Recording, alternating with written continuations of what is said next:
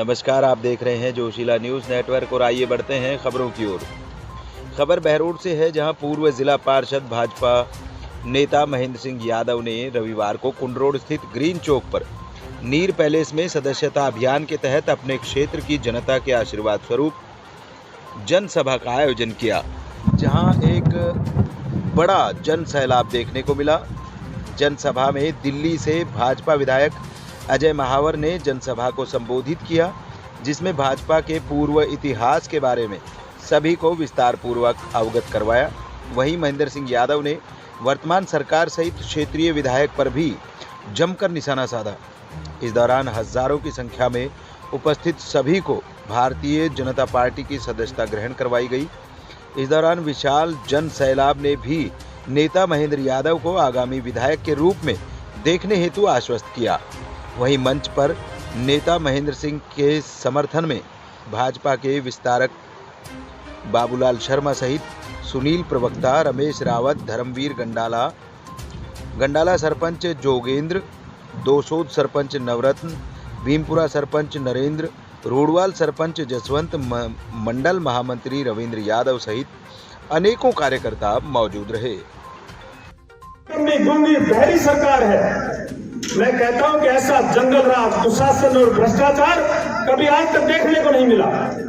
किसानों के साथ अत्याचार किया जा रहा है, किसानों को समय पर बिजली नहीं दी जा रही, किसानों को समय पर कोई चीज उपलब्ध नहीं हो रही। आज ट्रांसफार्मर के लिए बेचारे धक्के खाते फिर रहे हैं। इस तरह के हालात किसानों के साथ की।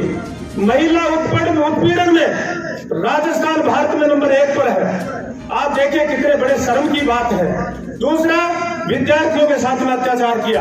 आए दिन बेचारे विद्यार्थी मेहनत करते हैं, तैयारी करते हैं और पेपर लीक करके उनके भविष्य के साथ खिलवाड़ की जाती है। इस तरह के ऐसे नौजवानों के भविष्य पर भी इस तरह से कुठाराघात होता है और पूरे राजस्थान के अंदर हाहाकार मचा हुआ है। भ्रष्टाचार चरम सीमा पर है। आज कोई भी काम बिगड़ पैसे नहीं होता है। राजस्थान के अंदर चारों तरफ भ्रष्टाचार फैला है और उस भ्रष्टाचार की चपेट में हमारा बहरोड भी आ गया। हमारा बहरोड कैसे आया? जो वर्तमान विधायक है, ये कांग्रेस की टिकट मांग रहा था। कांग्रेस का टिकट कटा तो कांग्रेस को गालियां बकता था। गालियां बकी उसने जोर जोर से, और गालियां बकने के बाद में चुनाव जीते ही 15 दिन भी नहीं है और सारा दुख दर्द भूल गया और मोटा पैसा लेकर के ना कांग्रेस को समर्थन दे दिया। उस आदमी ने मोटा पैसा लिया और कांग्रेस को समर्थन देने के नाम पर पैसे के अलावा एक बहुत बड़ा आशीर्वाद भी लिया। और वो आशीर्वाद क्या लिया? लूट की छूट, लूट कर खाने का आशीर्वाद साथ में बदले में और लिया, समर्थन के बदले में। इस तरह का वातावरण बहरोड के अंदर बन रहा है। मैं कहता हूं कि देखिए, आज दिल्ली का विधायक और रात को आया और अब तक उसने सारा खंगाल लिया बहरोड की, बहरोड की स्थिति क्या हो रही है। बहरोड के अंदर नशाखोरी, भ्रष्टाचार, गुंडागिर्दी, अत्याचार, रंगदारी, इस तरह की घटनाएं बहरोड के अंदर हो रही है। उसका कारण है केवल ये विधायक। इस विधायक ने सरकार से लूट की छूट लेकर के ना चारों तरफ से पैसा लूटा। चारों तरफ से कोई कर्मचारी, अधिकारी, व्यापारी, दुकानदार, ठेकेदार, कोई रेहड़ी वाला भी बचा नहीं है। इस आदमी ने इस तरह की लूट मचाई, चारों तरफ भ्रष्टाचार किया है इसने। मैं आपको एक छोटी सी बात बताता हूँ। आप इतनी संख्या में पधारे, इससे बड़ा मेरे लिए तो गौरव का विषय नहीं हो सकता। वास्तव में मैं धन्य हूँ आप सब लोगों के प्यार और आशीर्वाद को पाकर के ना, और इस तरह से छोटे से आवेदन पर आप लोग इतनी संख्या में पहुंचे। इस बात से ये प्रतीत होता है कि अब की बार कोई शुभ संकेत है, शुभ काम होने वाला है। ये ऐसा आपके व्यवहार से, आपके आचरण से प्रतीत होता है। देखिए, आज हम सब भारतीय जनता पार्टी के कार्यकर्ता हैं। भारतीय जनता पार्टी के कार्यकर्ता हैं, भारतीय जनता पार्टी की विचारधारा के कार्यकर्ता हैं और भारतीय जनता पार्टी के प्रति श्रद्धा और निष्ठा रखने वाले कार्यकर्ता हैं। आज भारतीय जनता पार्टी एक कोई सामान्य पार्टी नहीं है। भारतीय जनता पार्टी आज विश्व की सबसे बड़ी पार्टी है। आप देखिए, इतनी बड़ी पार्टी, निष्ठावान पार्टी और वैचारिक रूप से सुदृढ़ पार्टी भारतीय जनता पार्टी, जिसका नेतृत्व हमारे यशस्वी प्रधानमंत्री आदरणीय नरेंद्र मोदी जी कर रहे हैं। ये हम सबके लिए बहुत गौरव की बात है।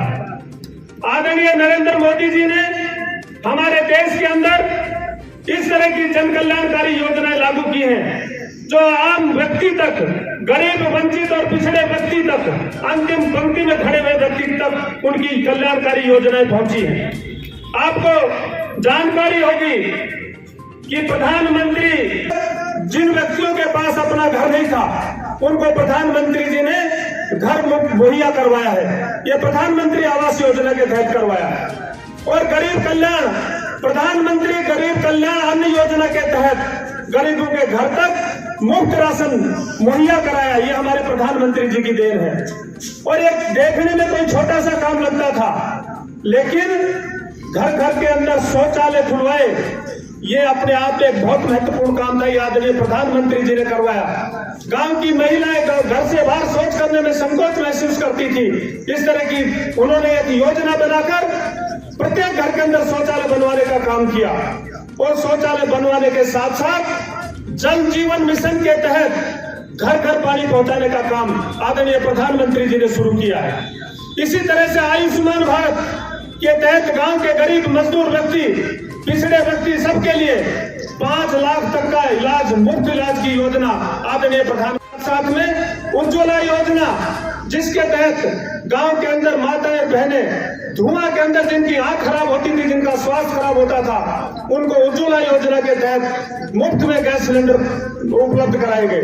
इस तरह की न जाने कितनी नई नई योजनाएं, बेटी बचाओ बेटी पढ़ाओ और अन्य तरह की योजनाएं उन्होंने लागू करके देश के प्रत्येक गरीब और प्रत्येक व्यक्ति तक पहुंचाने का उन्होंने काम किया।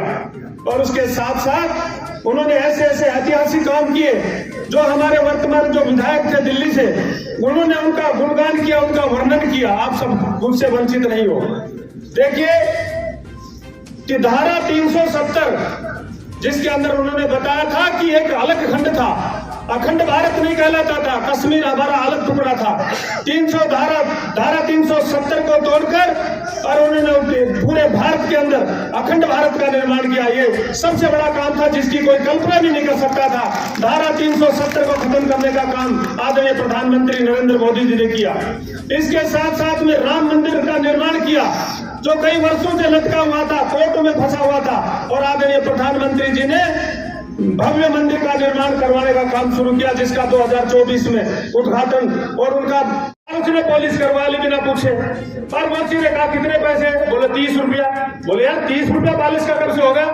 अरे बोले तुमने ना पता कितना दिन होगा रेट बढ़िया? बोलो कितना दिन होगा? बोलो बलजीत आयो जो बढ़िया था रेट। बोले 15 बलजीत का, मेरा तो भी कभी 15 से 15 रुपया बलजीत का से भाई।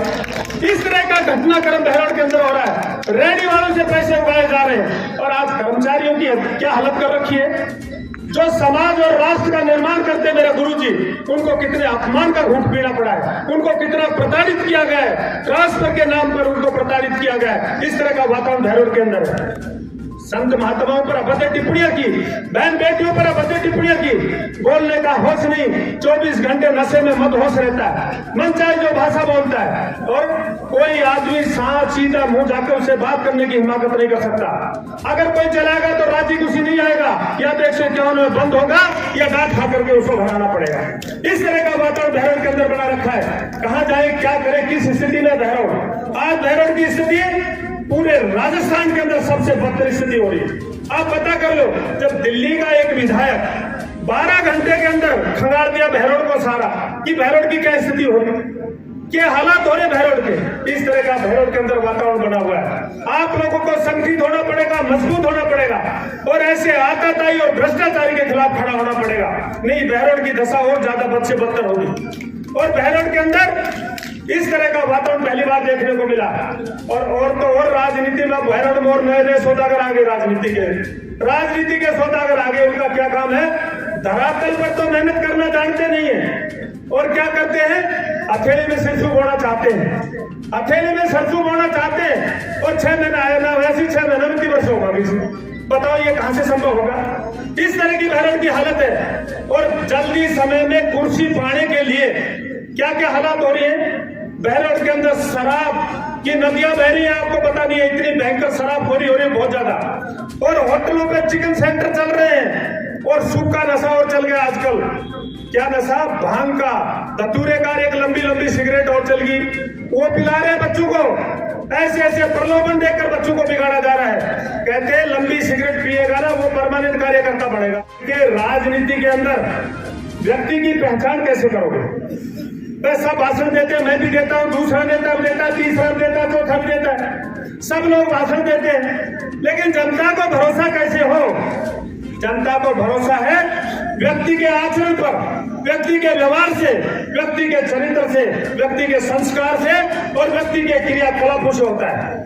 इसी से तो पहचान होगी, नहीं कैसे होगा? भाषण तो सभी लंबे देते, बल्कि कितने लंबे लंबे भाषण दिए थे, भाषणों में आ गए हम सब लोग और भाषण के चक्कर में आकर हमने अपना नुकसान कर लिया। तो मैं ये कहना चाहता हूं, देखिए